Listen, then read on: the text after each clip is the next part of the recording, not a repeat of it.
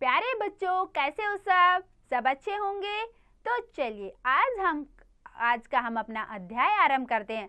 आज हम पढ़ेंगे सुदास के बारे में कि सुदास कैसे अपनी बुद्धिमान दिखाता है और फिर वो अपने लक्ष्य को प्राप्त कर लेता है। कि पहले तो लालच से भरा हुआ था और बाद में वो अपनी बुद्धि का प्रयोग करते हुए अपनी मंजिल तक पहुंच जाता है, एक अच्छा कार्य वो कर लेता है। तो देखिए वो अच्छा कार्य कौन सा है और वो बुद्धि अपने इस्तेमाल कहाँ करता है, कैसे करता है, इसके बारे में हम पढ़ेंगे पाठ के माध्यम से। ठीक है बच्चों, तो चलिए हम अपना पाठ आरंभ करते हैं। सुदास। देखिए, शिशिरस्य शीतेन सर्वे वृक्षा सर्वाणि पुष्पाणि च शुष्कानि आसन। शिशिरस्य शीतेन, सर्दी की ऋतु में सभी पेड़ और फूल सूख जाते हैं। मालाकारस्य सुदासस्य सरोवरे केवलम एकम विकसितम पदम अवशिष्टम आसीत। माली सुदास के तालाब में, ठीक है, माली सुदास के तालाब में केवल एक खिला हुआ कमल ही शेष था। यानी कि सब सर्दी इतनी पड़ती है कि फूल पेड़ सब सूख जाते हैं, सिर्फ सुदास के बगीचे में एक फूल आता है, कमल का फूल, ठीक है, जो कि अच्छा दिखता है और रहता है। ठीक है, सुदास है तत्पद नीत्वा राजप्रसाद से मार्गे अतिष्ठत। सुदास उसको लेकर राजमहल के रास्ते की ओर चल पड़ता है। सह चिंतित वह सोचता है, यत राजा बहुमूल्यम दत्वा तत्कमलम क्रेष्यति, कि राजा मुझे बहुमूल्य यानी कि बहुत धन देंगे और इस कमल को खरीद लेंगे। अत्रांतरम एक धनिक है तत्र गच्छत। इसके बाद रास्ते में उसको एक धनवान मिलता है, वहां जाता है एक धनवान। एतत् मनोहरम कमलम बुद्ध देवाय समर्पयिष्यामि। इस मनोहर कमल को, इस सुंदर कमल को मैं बुद्ध के चरणों में अर्पित करूंगा। कौन सोचता है ऐसे? जो धनी व्यक्ति वहां पर रास्ते में आता है ना, वो सोचता है कि मैं ये बुद्ध के पैरों में, चरणों में सुशोभित करूंगा, अर्पित करूंगा मैं। एतत् मनोहरम कमलम बुद्ध देव समर्पयिष्यामि। ये बहुत ही सुंदर कमल मैं बुद्ध के चरणों में चढ़ाऊंगा, बुद्ध भगवान के चरणों में अर्पित करूंगा। इति चिंतित्वा स सुदासम अपृच्छत्। यह सोचकर उसने सुदास से बोला, एतस्य पुष्पस्य मूल्यम किम। इस फूल का क्या मूल्य है? एका स्वर्ण मुद्रा, एक सोने की मुद्रा। सुदास है अवदत्। सुदास बोलता है, यावत् स धनिका मूल्यम दातुम उद्यतः भवति तावत् राजा तत्रागच्छति। जैसे ही वह धनवान उसका मूल्य देने लगता है, जैसे उसने बोला कि भाई एक सोने की मुद्रा, तो वो एक सोने की मुद्रा जैसे निकालने लगता है तो भी राजा भी वहां आ जाता है। एतस्य कुसुमस्य शोभा बुद्ध देवस्य चरणों एव अस्ति। इस सुंदर कमल की शोभा तो बुद्ध देव के चरणों में ही है। इत्य विचिन्त्य राजा, यह सोचकर राजा ने भी तत्कमलम क्रेतुम एवाच्चत। उस कमल को खरीदना चाहा, इस कमल को खरीदने की इच्छा की। सुदास है कथन। सुदास बोलता है, महाराज ऐसे महाशय पूर्वम एव एकस्य स्वर्ण मुद्रा एतत् कमलम क्रेतुम एवाच्चत। महाराज, इन महाशय ने पहले ही एक स्वर्ण मुद्रा में इस कमल को खरीदने की इच्छा जाहिर की है। अहम एतस्मै कमलाय 10 स्वर्ण मुद्रा दास्यामि। मैं इस कमल के लिए 10 सोने की मुद्रा दूंगा। राजा अवदत्त, राजा बोलता है।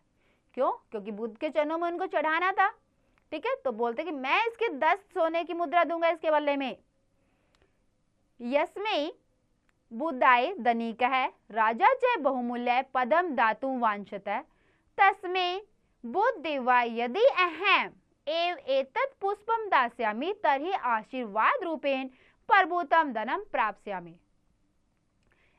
यस्मै बुद्धाय, जिन बुद्ध के लिए ये धनवान और राजा बहुत ही बहुमूल्य चीज, यानी कि इसकी कीमत इतनी ज्यादा दे सकते हैं, तस्मै बुद्ध देवाय, उन बुद्ध देव के लिए यदि मैं एक अब ये फूल अर्पित करूंगा तो मुझे आशीर्वाद के रूप में बहुत धन प्राप्त होगा। तो फिर सोचता कि भाई जब ये धनवान इसको एक स्वर्ण मुद्रा में खरीद रहा है और राजा इसे 10 गुना ज्यादा दे रहा है, 10 गुना दे रहा है, तो ऐसा क्या है कि बुद्ध के चरणों में ही देने के लिए अपना इतना कुछ कर रहे हैं, जबकि मेरे पास तो अपना कमल का फूल मेरा खुद का है। तो क्या सोचता कि मैं क्यों ना मैं ही बुद्ध के चरणों में चढ़ाऊं और बहुत सारा आशीर्वाद के रूप मुझे आशीर्वाद देंगे बुद्ध भगवान, तो मुझे धन की अवश्य ही प्राप्ति हो जाएगी आशीर्वाद के रूप में। ठीक है। इति चिंतित्वा मालाकार सुदास अवदत्, यह सोचकर माली सुदास बोलता है एतत् पुष्पम विक्रय न अस्ति, यह फूल बेचने के लिए नहीं है। फिर उसकी बुद्धि में बात घुस जाती है और क्या बोलता है, यह फूल बेचने के लिए नहीं है। पुष्पम गरीत्वा बुद्धस्य दर्शनाय स वेगेन एदावत्, फूल को लेकर वह बुद्ध के दर्शन करने के लिए बहुत ही वेग से, वेग मतलब कि बहुत तेज गति से दौड़ता है। भगवान बुद्ध है एक विशाल वृक्ष छायाम उपविष्ट आसीत्, भगवान बुद्ध एक बड़े से पेड़ की छाया में के नीचे बैठे हुए थे। तस्य आनने दिव्यानंद नेत्रो च अपारा करुणा आसीत्, उनके आनने उनके मुख पर दिव्य आनंद था, एक अनोखा ही आनंद था बुद्ध के मुख पर, और उनके आंखों में अपार करुणा थी, बहुत ही ज्यादा दया भाव थे उनकी आंखों में। मंत्रमुग्ध सुदास तस्य चरणों तत्पुष्पम अर्पित, तो इससे सुदास बहुत ही मंत्रमुग्ध हो गया कि बुद्ध के उनके जैसे उन्होंने बुद्ध के दर्शन किए बेटा, तो वो उनके दर्शनों से ही इतना खुश हो गया, उसका आनंद उसको अपने अंदर इतना प्राप्त हुआ कि वो उनके सामने बैठ गया हाथ जोड़कर, और उन्होंने उनके चरणों में वो फूल अर्पित कर दिया। ठीक है बेटा, आगे देखो। पुत्रम किम वंशी, बेटा क्या चाहते हो। बुद्धदेव विहस्य तम अपृच्छत्, बुद्धदेव ने उससे पूछा प्रभो भवतः चरण धूल्या एकम कणम वांछामि, भगवान जी प्रभु मैं तो मुझे तो आपके चरणों की सिर्फ एक धूल चाहिए, एक कण चाहिए आपके पैरों का। तस्य दर्शनेन एव प्रीतृप्त सुदास अवदत्, उनके दर्शन करने से ही सुदास तृप्त हो गया। देखो कितने धन की लालसा थी उनमें, लेकिन भगवान बुद्ध के जैसे उन्होंने दर्शन किए, उनके चेहरे को देखा, उनके पास जा गए वो कि उनकी शक्ति से उनके इतने यानी कि जो उनकी शक्ति कौन सी हुई, जो शक्ति उनके अंदर थी, यानी कि जो वो अपना कर रहे थे, तपस्या जो कर रहे थे, उससे उनको चेहरा उनका इतना अच्छा करुणा भाव से भरा हुआ था कि उसको शांत स्वभाव के वो थे कि सुदास उस पर मंत्र मोहित किया, अपने आप से उनके अंदर एक ऊर्जा सी भर गई। ठीक है, उनके यानी कि इतनी ऊर्जा उनके अंदर भर गई कि वो पैसे लेने के लिए पीछे हट गए, पैसे की तो बात ही नहीं आई उनके दिमाग में। बस उन्होंने क्या मांगा कि मुझे तो बस आपके चरणों के एक कण चाहिए, एक धूल का कण चाहिए। ठीक है, ऐसा और फिर सुदास उनके दर्शन से ही तृप्त हो जाता है, दर्शन से ही उनको बहुत ही सुख मिलता है। ठीक है बच्चों, तो देखिए ये था हमारा पाठ, सबको बहुत अच्छा लगा होगा, बहुत अच्छे समझ में आया होगा। तो चलिए अब हम करते हैं इसका भावार्थ। शिशिर की सर्दी में सभी पेड़ और सभी फूल सूखे हुए थे। माली सुदास के सरोवर में केवल एक खिला हुआ कमल बचा हुआ था। सुदास वह कमल लेकर राजमहल के मार्ग में खड़ा था। उसने सोचा कि राजा अधिक कीमत देकर वह कमल खरीद लेगा। कुछ समय बाद एक धनी वहां आया। यह मनोहर कमल बुद्धदेव को समर्पित करूंगा, ऐसा सोचकर उसने सुदास को पूछा, इस फूल का मूल्य क्या है। एक सोने का सिक्का, सुदास बोला। जब तक वह धनी मूल्य देने के लिए तैयार होता है तब तक राजा वहां जाता है। इस फूल की शोभा बुद्धदेव के चरणों में ही है, ऐसा सोचकर राजा ने भी उस फूल को खरीदना चाहा। सुदास ने कहा, महाराज इस मास्य ने पहले ही एक सोने के सिक्के में यह फूल खरीदना चाहा। मैं इस कमल के लिए 10 सोने के सिक्के दूंगा, राजा बोला। जिन बुद्ध के लिए धनी और राजा बहुमूल्य कमल देना चाहते हैं, उन बुद्धदेव को यदि मैं ही यह फूल दूंगा तो आशीर्वाद के रूप में मुझे बहुत सारा धन प्राप्त होगा। ऐसा सोचकर माली सुदास बोला, यह फूल बेचने के लिए नहीं है। फूल लेकर बुद्ध के दर्शन के लिए वो तेजी से दौड़ा। भगवान बुद्ध एक विशाल पेड़ की छाया में बैठे थे। उनके मुख पर दिव्य आनंद, आंखों में अपार करुणा थी। मंत्रमुग्ध सुदास उनके चरणों में फूल अर्पित करता है। पुत्र क्या चाहते हो, बुद्धदेव ने हंसकर उनसे पूछा। प्रभु आपके चरणों की धूलि का एक कण चाहता हूँ। उनके दर्शन से ही तृप्त सुदास बोला। ठीक है बच्चों, ये था इसका भावार्थ। चलिए अब हम इसका करते हैं अभ्यास कार्य। पहला प्रश्न देखिए हमारा, निम्नलिखित प्रश्नों के उत्तर दीजिए। केन कारणेन वृक्षा पुष्पानि च सुकानि अभवत्, किस कारण पेड़ और फूल सूख गए थे। ठीक है बेटा, तो केन कारणेन किस कारण सूख गए थे। शिशिरस्य शीतेन सर्वे वृक्षा सर्वाणि पुष्पाणि च शुष्कानि आसन, सर्दी के कारण। ठीक है बेटा, आगे सुदास मार्गे किमर्थम शीते आसीत्। तीसरा प्रश्न होगा हमारा, भगवान बुद्धे कुत्र उपाविष्ट आसीत्, चौथा होगा बुद्धदेव से अन्यो नेत्रियो चय के आस्था। फिर है सुधा से बुद्धदेवों के मैवदत्त। ठीक है बेटा, तो इन सब प्रश्नों के उत्तर आपको अच्छे से याद हो गए होंगे, अच्छे से पता चल गए होंगे। पाठ जो आपने इतने अच्छे समझा है ना, तो आप इनके खुद से करेंगे। तो बेटा दूसरा प्रश्न है हमारा रिक्त स्थान पूरे कीजिए। ठीक है बेटा, पहला प्रश्न है हमारा अंतरात्रम डैश तत्र आगच्छत। तो हम इसको क्या लिखेंगे, अंतरात्रम एक दनिक है तत्र आगच्छत। ठीक है बच्चों, तो दूसरा रिक्त स्थान क्या है हमारा, देखिए दूसरा रिक्त स्थान है हमारा एतत् डैश कमलम डैश समर्पयिष्यामि। तीसरा है एतस्य कुसुमस्य डैश चरणोवस्ति। तीसरा है पुष्पम घृत्वा डैश दर्शनाय स वेगेन एदावत। चौथा होगा भवतः डैश एकम कणम वांछामि। ठीक है बच्चों, ये रिक्त स्थान करेंगे आप लोग। अब देखिए तीसरे प्रश्न में क्या करना है, हमें निम्नलिखित अवतरण का हिंदी में अनुवाद कीजिए। इस अवतरण का हमें हिंदी में अनुवाद करना है। तो बच्चों देखो, जैसे पहला का क्या है, यस्मै बुद्धाय धनिकः राजा च बहुमूल्य पदम दातु वांछत तस्मै बुद्धाय यदि अहम एव एतत् पुष्पम दास्यामि तर्हि आशीर्वाद रूपेण प्रबुद्ध धनम प्राप्स्यामि।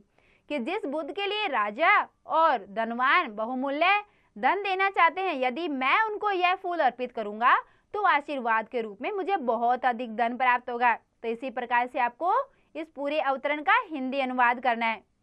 ठीक है बेटा, आगे देखिए प्रश्न 4 में क्या करना है आपको, निम्नलिखित वाक्यों का संस्कृत में अनुवाद कीजिए।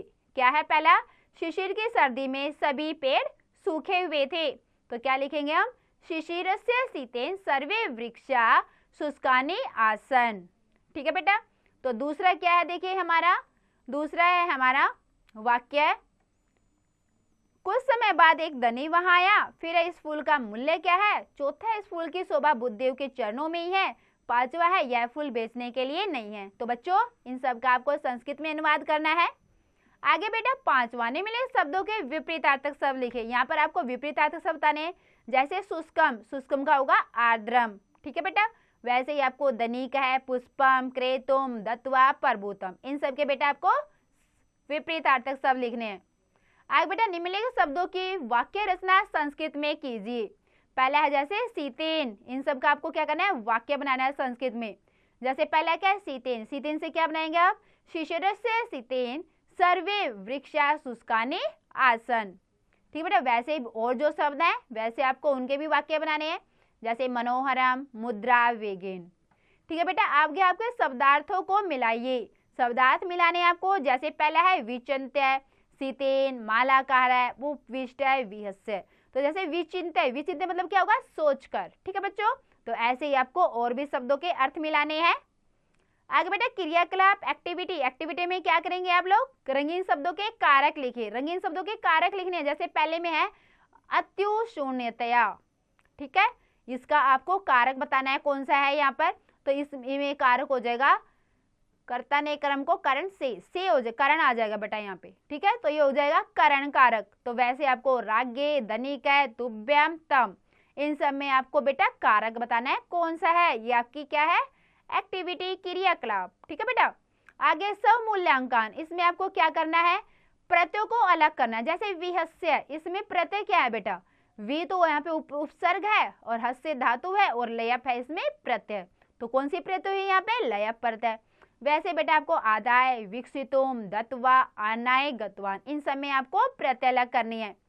आगे बेटा मूल्यप्रक प्रश्न, इसमें आपको क्या करना है, यदि आप माली सुदास के स्थान पर होते तो आप क्या करते हैं। अगर आप होते मान लो सुदास की जगह, तो आप क्या करते बेटा। ठीक है, तो ये आपको बताना है, सोचकर आप बताइए और लिखिए और अपने दोस्तों के साथ इसको बांटिए।